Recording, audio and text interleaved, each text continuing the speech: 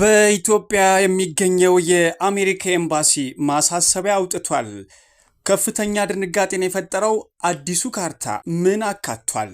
እነ አትሌት ኃይሌ ገብረስላሴ ያቀረቡትን ክስ ፍርድ ቤቱ ውድቅ አደረገባቸውም። ካፒቴን ትራውሬ እቅጩን ለሕዝባቸው ተናግረዋል። ሩሲያ፣ ቻይናና ፈረንሳይ በኢራን ላይ ሊሰነዘር የነበረውን ጥቃት ስለማክሸፋቸውን በዜናችን ይዘናል። ሰላም ጤና ይስጥልን፣ እንደምናላችሁ ውድ የኢትዮጵያ ድምፅ ተከታታዮች። የኢትዮጵያ ድምፅ ለመጋቢት 25 ቀን 2018 ዓ.ም ያዘጋጃቸውን የሀገር ቤትና የባህር ማዶ ዜናዎች ከዚህ ሰዓት ጀምሮ ወደ እናንተ የሚያደርስ ይሆናል። ከዜናዎቻችን ጋር አብራችሁ ትሆኑ ዘንድ በአክብሮት ጋብዘናል። ቀዳሚ ወዳደረግነው ዜናችን እንውሰዳችሁ። የአማራ ክልል ለ1224 የህግ ታራሚዎች ይቅርታ አደረገም። የአማራ ክልል ፍትህ ቢሮ የክልሉ መስተዳደር ምክር ቤት በወሰነው መሰረትም ለ1224 ታራሚዎች ይቅርታ አድርጓል። የቢሮው ምክትል ኃላፊ አያሌው አባተ እንዳሉትም መስተዳደር ምክር ቤቱ ባካሄደው 6ኛ ዙር 5ኛ ዓመት 9ኛ መደበኛ ጉባኤ ለታራሚዎች ይቅርታ እንዲደረግ ወስኗል። ውሳኔው የታራሚዎች ይቅርታ አወሳሰን መመሪያ እርቅ ያስፈልጋቸዋል ብሎ ባመነባቸው ጉዳዮችም እርቅ የፈጸሙና ለተበዳዮችም ካሳ የከፈሉ መሆኑን ከግምት ውስጥ በማስገባት የተላለፈ ነው ብለዋል። በሴቶችና ህጻናት ላይ ወንጀል የፈጸሙና በከባድ ወንጀል በመሳተፍ የዕድሜ ልክ እስራት የተወሰነባቸው ታራሚዎች የይቅርታው አካል አይደሉም ተብሏል። የይቅርታ የደረገላቸው ታራሚዎች በማረሚያ ቤት ያገኙትን ስነ ምግባር ክህሎትና ታማኝነት በማህበረሰብ ውስጥም በማሳየት አምራችና ህግ አክባሪ ዜጋ መሆን እንደሚገባቸውም አስገንዝበዋል። እነ አትሌት ኃይሌ ገብረስላሴ ያቀረቡትን ክስ ውድቅ ተደረገም። መመሪያው ከዓለም አቀፍና ከኦሎምፒክ ቻርተር ጋር የሚጋጭ አንቀጽ አለው በሚል ውድቅ ሆኖባቸዋል። እነ አትሌት ኃይሌ ገብረስላሴ የኢትዮጵያ ኦሎምፒክ ኮሚቴን ከወሰኑበት በነበረው ሀገር አቀፍ የስፖርት ማህበራት ስለሚቋቋምበትና ለወሰን ተሻሽሎ የወጣው መመሪያ ክስ ፍርድ ቤቱ ውድቅ ሆኗል። ከትናንት በስቲያ በዋለው ችሎትም በዶክተር አሸብር ወልደ ጊዮርጊስ የሚመራው የኢትዮጵያ ኦሎምፒክ ኮሚቴ ያስደሰተ የፍርድ ቤት እንዳያገኙ ነው ታማኝ የመረጃ ምንጮች የገለጹትም።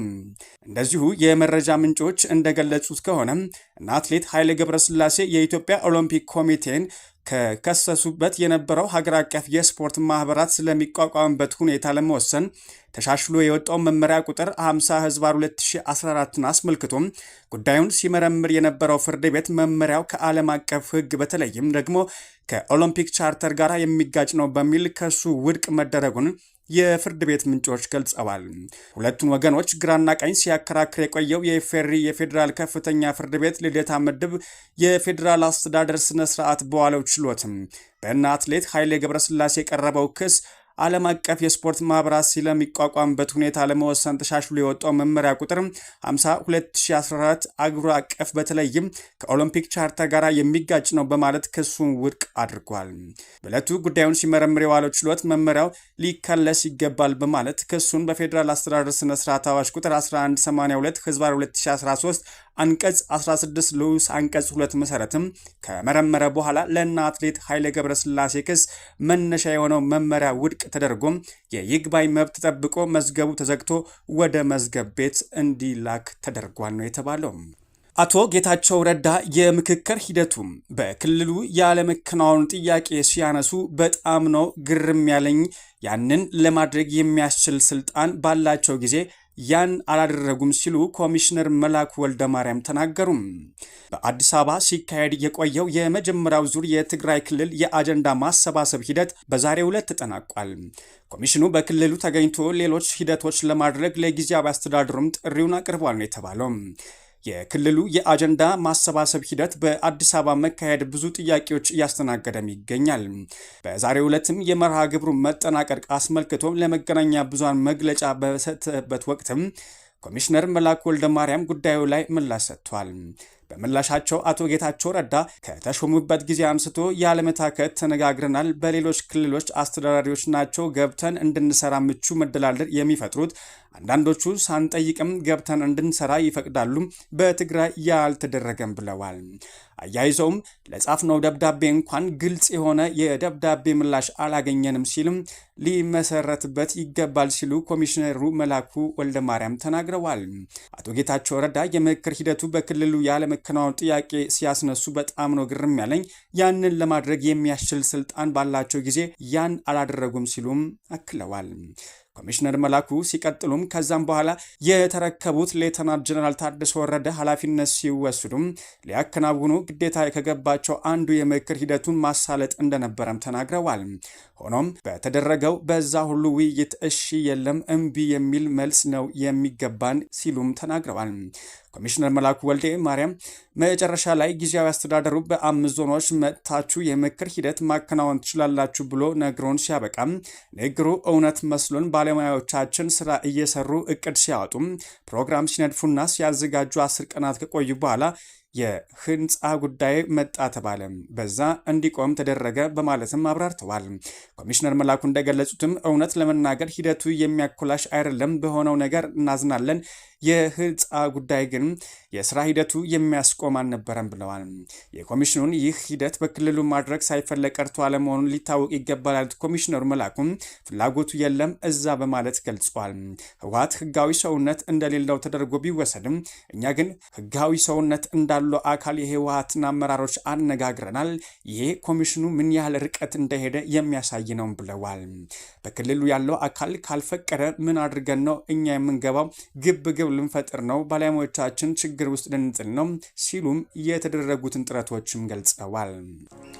የኢትዮጵያ ድምፅን በማድመጥ ላይ ትገኛላችሁ። በኢትዮጵያ የሚገኘው የአሜሪካ ኤምባሲ ማሳሰቢያ አውጥቷል። በአሜሪካ የውጭ ጉዳይ መስሪያ ቤት ወደ ኢትዮጵያ ለሚጓዙ የአሜሪካውያን የጉዞ ማሳሰቢያ አውጥቶላቸዋል። መስሪያ ቤቱ በዚህ ሳምንት አጋማሽ ባወጣው ማሳሰቢያ የአዲስ አበባ የጸጥታ ሁኔታ የተረጋጋ መሆኑን ገልጿል። ይሁን እንጂ በሌሎች የኢትዮጵያ አካባቢዎች አልፎ አልፎ ኃይለኛ የትጥቅ ግጭትና የእርስ በርስ ግጭት አለ ሲል በመጠቆም ዜጎች ወደ እነዚህ አካባቢዎች እንዳይሄዱ አሳስቧል። መስሪያ ቤቱ በጦር መሳሪያ ግጭት፣ አለመረጋጋትና ወንጀል ምክንያት የአሜሪካ ዜጎች ወደ ትግራይ ክልልና ከኤርትራ ጋር ወደሚያዋስነው ድንበር እንደዚሁም ወደ አፋር ክልልና አማራ ክልል እንዳይሄዱ መክሯል። ወደ ጋምቤላ፣ ቤንሻንጉል ክልሎችም በወንጀል በአፈና በትጥቅ ግጭትና አለመረጋጋት ምክንያትም በኦሮሚያ ክልል በተወሰኑ አካባቢዎች በጦር መሳሪያ ግጭት፣ በብሔር ላይ በተመሰረተ ጥቃትና አለመረጋጋት ሰበብም የአሜሪካ ዜጎች እንዳትጓዙ ሲል አስጠንቅቋል። በትጥቅ ግጭትና በአለመረጋጋት ዜጎች ወደ ሲዳማ፣ ማዕከላዊ ኢትዮጵያ፣ ደቡብ ኢትዮጵያና ደቡብ ምዕራብ ኢትዮጵያ ክልሎች እንዳይጓዙ አሳስቧል። በሽብር በእገታና በፈንጂዎች ሰበብ ወደ ሶማሊያ ድንበር እንዳይሄዱም ወደ ሱዳንና ወደ ደቡብ ሱዳን ድንበርም በወንጀል በእገታ ባለመረጋጋትና በትጥቅ ግጭት ወደ ኬንያ ድንበርም በሽብር በትጥቅ ግጭትና ባለመረጋጋት ምክንያት እንዳይጓዙ አሳስቧል። የኢንተርኔት የተንቀሳቃሽ ስልክ መረጃና የስልክ አገልግሎቶች ብዙውን ጊዜ ከአመፅ በፊት በአመፁ ወቅት እና ከአዛም በኋላ የተገደቡ ወይም የተዘጉ መሆናቸውን የጠቆመው ማሳሰቢያው እነዚህ መስተጓጉሎች የአሜሪካ ኤምባሲ በኢትዮጵያ ውስጥ ካሉ አሜሪካውያን ጋር የመገናኘት አቅሙ ላይ ተጽዕኖ ያደረገበት እንደሚገኝም የቆንጽላ አገልግሎቶችም እንደማይዘጉም ገልጿል። የኢትዮጵያ ድምፅ ዜናዎች ወደ ውጭ ዜናዎች ተሸጋግሯል። ካፒቴን ትራውሬ ለህዝባቸው ግልጽ አቋማቸውን ገለጹ። የቡርኪና ፋሶ ፕሬዝዳንት ካፒቴን ትራውሬ ዲሞክራሲ ይገላል፣ የሀገሪቱ ህዝብም መርሳት አለበት ሲሉ በቴሌቪዥን በተላለፈ ቃለ መጠይቅ ተናገሩ። ከ3 ዓመት በፊት በመፈንቅለ መንግስት ስልጣን የያዙት ወታደራዊ መሪም ብዙዎቹ የአፍሪካ ሀገራት የዲሞክራሲ ስርዓት አይፈልጉም ብለዋል። ወታደራዊ መሪው ቡርኪና ፋሶ የራሷ አማራጭ አካሄድ አላት ሲሉም ተደምጠዋል። አማራጭ ስላሉት ስርዓት ግን ዝርዝር መረጃ አልሰጡም። ትራውሬ ስልጣን በያዙበት ወቅትም ምዕራብ አፍሪካዊቷ ሀገራቸው በሐምሌ 2016 ዓ.ም ወደ ዲሞክራሲ ለማሸጋገር ቃል ገብተው ነበር። ያስቀመጡትን ቀነ ገደብ ሊጠናቀቅ 2 ወራት ሲቀሩት ግን የሚመሩት ወታደራዊ መንግስት እቅዱን ለተጨማሪ 5 ዓመታት አራዝሞላቸዋል። ባለፈው ጥር ላይ የቡርኪና ፋሶ መንግስት አገሪቱ መልሶ ለመገንባት በሚልም ሁሉንም የፖለቲካ ፓርቲዎች አግዷል። ትራውሬ ሐሙስ ዕለት በተላለፈው ቃለ መጠይቃቸው ህዝቡ የዲሞክራሲን ጉዳይ መርሳት አለበት ብለዋል። ዲሞክራሲ ለኛ አይሆንም ብለዋል። ራሳቸውን የምዕራብ ዓለም ኢምፔሪያሊዝም እንደሚጋፈጥ አብዮታዊ መሪ አድርገው የሚያቀርቡት የ38 ዓመቱ ፕሬዝዳንትም ሊቢያን ተመልከቱ፣ ለኛ ቅርብ ሆነች ምሳሌ ናት ሲሉም ተደምጠዋል። የጸጥታው ምክር ቤት በሆርሙዝ ጉዳይ ነገ ይመክራል። ዓለም አቀፍ ማህበረሰብ መካከለኛው ምስራቅ ሰላም ለማውረድ ከፍተኛ የዲፕሎማሲ ጥረት እያደረገ ባለበት በዚህ ወቅትም የተባበሩት መንግስታት ድርጅት የጸጥታው ምክር ቤት ነገ ቅዳሜ በሆርሙዝ ወሽመጥ የትራንስፖርት ደህንነት ለማረጋገጥ የሚያስችል ወሳኝ የሀሳብ ልዩ ድምፅ ይሰጣል ተብሎም ይጠበቃል። ይህ እርምጃ በቀጠናው የተቋረጡ የንግድ መሰሮች ዳግም እንዲከፈቱና የዓለም ኢኮኖሚ መረጋጋት እንዲያገኝ ትልቅ ተስፋ የሚሰጥ ነው ተብሏል። አሜሪካን በበኩሏ ኢራን ጊዜው ሳይረፍድ ስምምነት እንድታረግ ጥሪ ማቅረቧ ለሰላማዊ መፍትሄ የሚሆን በር ገና እንዳልተዘጋ ያሳያልም ተብሏል። በሌላ በኩል ግን በሁለቱ ሀገራት መካከል ያለው የቃላት ጦርነትና ወታደራዊ ፍጥጫም ቀጥሎ ውሏል። የአሜሪካ ፕሬዝዳንት ዶናልድ ትራምፕ የኢራን ኤሌክትሪክ ኃይል ማመንጫ ጣቢያዎች የጥቃት ኢላማ ሊሆኑ እንደሚችሉም በማስጠንቀቅ አዲስ ስጋትም ፈጥረዋል። አዲሱ አነጋጋሪ ካርታ ከፍተኛ ድንጋጤና ቁጣን ቀስቅሷል። በእስራኤል ወታደር የደንብ ልብስ ላይ የታየ አንድ አርማ በመካከለኛው ምስራቅ ሀገራት መካከል ከፍተኛ ድንጋጤና ቁጣን ቀስቅሷል። ምድረ እስራኤል ወይም ዘ ፕሮሚስ ላንድ ኦፍ እስራኤል የሚል የዕብራይስጥ ጽሑፍ የሰፈረበት ይህ አርማ እስራኤል አሁን ካላት ይዞታ በብዙ እጥፍ የሰፋ ካርታን ያሳያል። በወረራ ስጋት ውስጥም የወደቁ ሀገራትም በዚህ ስጋት መውደቃቸውም ተነግሯል። በምስሉ ላይ እንደሚታየው ይህ ታላቋ እስራኤል ተብሎ የተሳለው ካርታ የአሁኗን እስራኤል ብቻም ሳይሆን የበርካታ ሉዓላዊ ሀገራት ሰፊ ግዛቶች ያጠቃልላል ነው የተባለው። በካርታው መሰረት የቀጥታ ወረራ አደጋ የተደቀነባቸው ሀገራት እንደሚከተሉት ቀርበዋል። አንደኛም ዮርዳኖስና ሊባኖስ ሙሉ በሙሉ በሚባል ደረጃ በካርታው ውስጥ ተካቷል። ሶሪያና ኢራቅም ከፍተኛ የቆዳ ስፋት ያላቸው ግዛቶቻቸው በበርካታ ውስጥም በካርታውም ተካቷል። ግብጽ የሲናይ ልሳነ ምድርን ጨምሮ ሰሜናዊ ምስራቅ ግዛቷ በካርታው ይገኛል የተባለው። ሳውዲ አረቢያ ሰሜናዊ የሀገሪቱ ክፍል በዚህ አዲስ የካርታ እቅድ ውስጥ ተካቶ ይገኛል። ጋዛና ዌስት ባንክን ጨምሮ ሙሉ በሙሉ በእስራኤል ቁጥጥር ስር እንደሚሆኑም በካርታው ላይ ሰፍሯል። የፖለቲካ ተንታኞች ይህ ካርታ በይፋ ከእስራኤል መንግስት የወጣ ባይሆንም በወታደሮች ልብስ ላይ እንዲህ አይነት አርማዎች መታየታቸው በቀጠናው ያለውን የጦርነት ስጋት ይበልጥ ያሳስበዋልም ብለዋል። በመጨረሻ ሩሲያ፣ ቻይናና ፈረንሳይ በኢራን ላይ ሊሰነዘር የታቀደውን ወታደራዊ እርምጃ አገዱም። በሆርሙዝ ወሽመጥ ላይ የተጣለውን የንግድ መስመር እገዳ በኃይል ለማስከፈትና በኢራን ላይ ወታደራዊ እርምጃ ለመውሰድ የቀረበውን ሰፊ የአረብ ሀገራት የውሳኔ ሀሳብ ሩሲያ፣ ቻይናና ፈረንሳይ ውድቅ ማድረጋቸውን ኒውዮርክ ታይምስ ዘግቧል። የአረብ ሀገራት በዓለም አቀፍ ደረጃ የተስተጓጎለው የነዳጅና የሸቀጦች ፍሰት ለማስቀጠል ኃይልን የመጠቀም ስልጣን የሚሰጥ የውሳኔ ሀሳብ ለተባበሩት መንግስታት ቢያቀርቡም በሶስቱ ሀገራት ድምፅን በድምፅ የመሻር ስልጣን ሳይሳካ ቀርቷል። ይህ እርምጃ ኢራን የዓለምን ኢኮኖሚ በቁጥጥር ስር እንድታውል እድል ሰጥቷት በሚል ከፍተኛ ትችት እየተሰነዘረባት ይገኛል። ሩሲያ፣ ቻይናና ፈረንሳይ ለወሰዱት አቋም ኃይልን መጠቀም የሚፈቅድ ማንኛውም የህግ ቋንቋ እንቃወማለን የሚል መርህ ይዘው ነው የተቃወሙትም ተብሏል። ውድ የኢትዮጵያ ድምፅ ተከታታዮች የኢትዮጵያ ድምፅ ለመጋቢት 25 ቀን 2018 ዓ.ም ያዘጋጃቸው ዜናዎች እነኝን ይመስላሉ።